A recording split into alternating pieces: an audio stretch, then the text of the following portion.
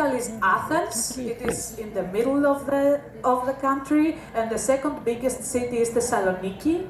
Athens kind of has half of the population of the country, about 5 million people. It has more than 1,200 islands, and I think that's mostly what Greece is known for and for the tourism. About 200 of them are inhabited now. Most of them are very small, that's why they are not inhabited. Probably 300,000 years ago were the first people who lived on the solid that is called Greece right now. We have been through a lot of phases in our history with the Golden Age, 500 years before Jesus Christ, and Acropolis, the Parthenon, and everything that Greece and the ancient Greek civilization is known for. After that, we were part of Alexander the Great and his empire. After that, we were part of the Roman Empire, the Byzantine Empire, the Ottoman Empire, and finally we gained our independence in 1821. One of the probably words you relate to the Greek spirit should be arts, sciences, mathematics, physics, a lot of medicine and arts, as well as a lot of words that are of Greek origin, and we say them every day and we just don't know it. We can just move on. Oh, also democracy and philosophy. Sorry, I forgot about that. That's two. We can move on our next slide. And here is also the flag.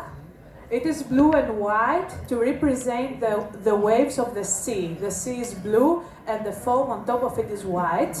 And it was formed at the Greek Revolution. You can see the cross for the religious part of it. And you can see also the stripes it has. You can spell the words Eleftheria ή Thanatos, which means to either be free or dead. And that was kind of the motto of the revolution. Still, more than 95% of the population of the country identify as Christian Orthodoxes. Very, very shortly, I will show you some of the traditional costumes. The first one is called a cholias, and it's a male costume. It is probably the most recognizable, and the guards of our president is dressed in this costume. They are also guarding the House of the Parliament. The second costume is called the next one costume is a female one, and it is called the Karagouna. It is from central Greece. And although these costumes, you will not see them in everyday life, people still wear them at weddings, they still wear them at National Deliberation Day, or whenever it is to honor something of their origin.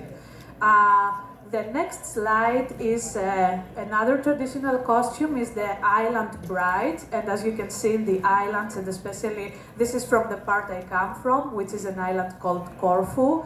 It is more colorful and has more inspiration from Italy and the western part of Europe. While the last costume comes from Pontos.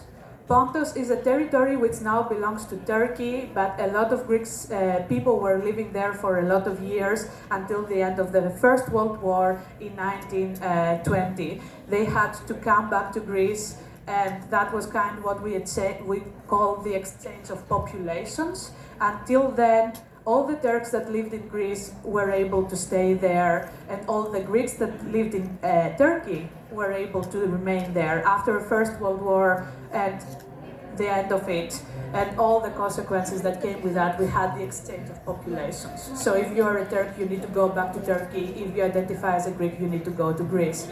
And that wasn't always easy. We are going to move very fast into the Mediterranean diet and food, which is one of probably the world's best diets, and often what does that mean actually? So what we are doing is we eat a lot of olive oil, we eat a lot of fish, fresh veggies and herbs and fruit and whole grains, and on top of that we have a lot of mild exercise during the day.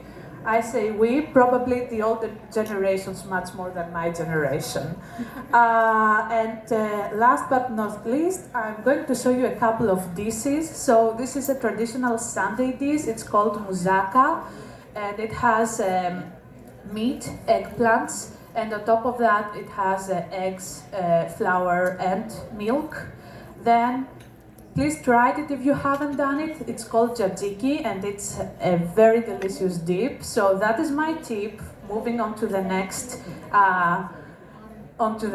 slide. So if you haven't done it already, get a pita bread, add in meat and tzatziki, make it a wrap and eat it. That's our best street food you can find. We usually in Easter have lamb, and it is a very interesting way to do it, and still many people do it. So they put it on a stick and there is fire underneath it, and that goes on and on and on until it's done, probably 6 hours later. But that is the time where families meet and reunite every year. And the last one is of course a dessert. It's baklava. You can find it everywhere in the Mediterranean, and it's delicious. So if you haven't tried it today, please do. Pretty much that's all. Thank you so much for listening to me, and thank you for inviting me today.